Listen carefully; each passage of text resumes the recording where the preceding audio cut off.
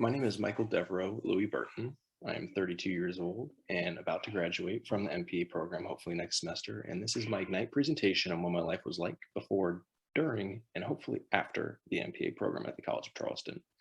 It's hard to talk about policy without mentioning my father. He received his JD in law from Rutgers University at night while working during the day, and I would listen to his multiple corporate governance and public policy ethics issues that he would deal with day to day at the dinner table.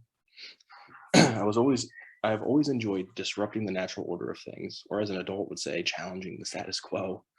Ever since I was young, I was very creative with the way I would get into trouble. My parents and teachers would sometimes tell me I was too smart for my own good. I always found ways around things. You see, but I wanted to stay creative and decided to apply to the College of Charleston's computer science department in my 20s. But 2 weeks into the semester, I was taking a government class as a humanities requirement, and Professor Hinton's lecture sparked something in me. I immediately declared political science as my undergraduate degree. You see, the majority of my time was spent in the public policy classes, and one day I met a young man who introduced me to the world of drug policy. I joined a club on campus called Students for Sensible Drug Policy and immediately started to find some purpose. After graduation, I came to the MPA office to chat and decided it wasn't for me. I got this, is what I told myself. I started a nonprofit regarding the opiate epidemic, got appointed to the town council design review board, and appeared to be doing fine until I wasn't. One day, I walked into a meeting with two of President Obama's appointed drug policy officials and told them how bad of a job they were doing. This resulted in them calling Governor McMaster and having an $800,000 grant taken from us. They later apologized, but they did not understand the context in which we worked. This led me to my greatest decision I ever made. I came back to the MPA program and asked for help. I needed a completely new perspective on public policy and the actors involved. I needed to become teachable and hopefully stay that way. The MPA program was a jumping off place, so to speak. Now that you have an understanding on what brought me here, I want to talk a little bit what I learned while I was there. And ASPA organized the program to meet 5 criteria. I hope to touch on each of these and bring insight to what I'm hoping to do differently when I return to the public sector, as I have a lot of experience on what not to do. Reading from amazing figures in history like Max Weber and Woodrow Wilson, I started to gain an understanding on how administrators really worked behind the scenes. While some of their ideologies are archaic and unrealistic, it was a starting point for me and my passion to help those around me. I also learned how to become a more effective leader internally. I learned about mission valence and finding talent that met these conditions rather than finding talent that I thought was best for an organization. Creating a specific mission that is inclusive and offers opportunities to a diverse population was something I was missing in the past. If someone had tried to tell me that in the past anyway, I would have shrugged it off as if I knew better. I wanted to do what I thought was best. Through multiple reflective papers over my tenure in the MPA program, I've ascertained that being criticized is truly a gift that I wish to continue to participate in.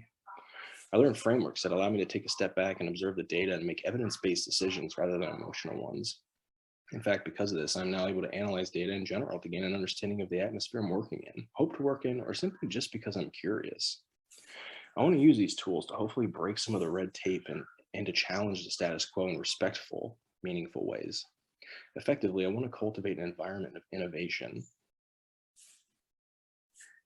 You see, I was also able to participate in the public policy process while I was taking one of Dr. Stewart's classes. I went to Columbia to meet with the opioid committee chair and hashed out some prerequisites using tools I had actually learned in this class.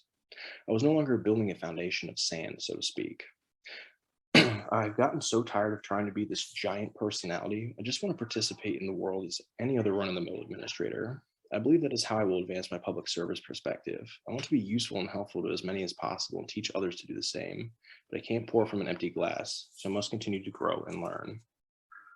Before entering the MPA program, I was denied a grant because our board was too white, and this was true. I remember we got together and tried to diversify as fast as possible to meet the reapplication date of the grant. We were, in effect, tokenizing the people we were approaching.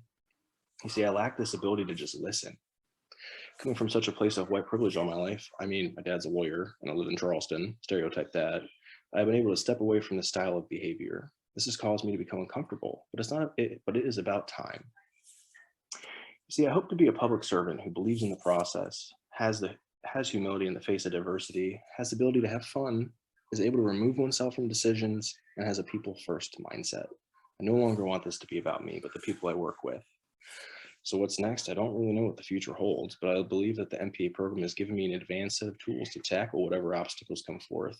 I hope to one day teach and share my experiences with others, to cultivate new relationships and to give as freely as possible. If I do that, then I believe I've truly applied these things to my life. Thank you.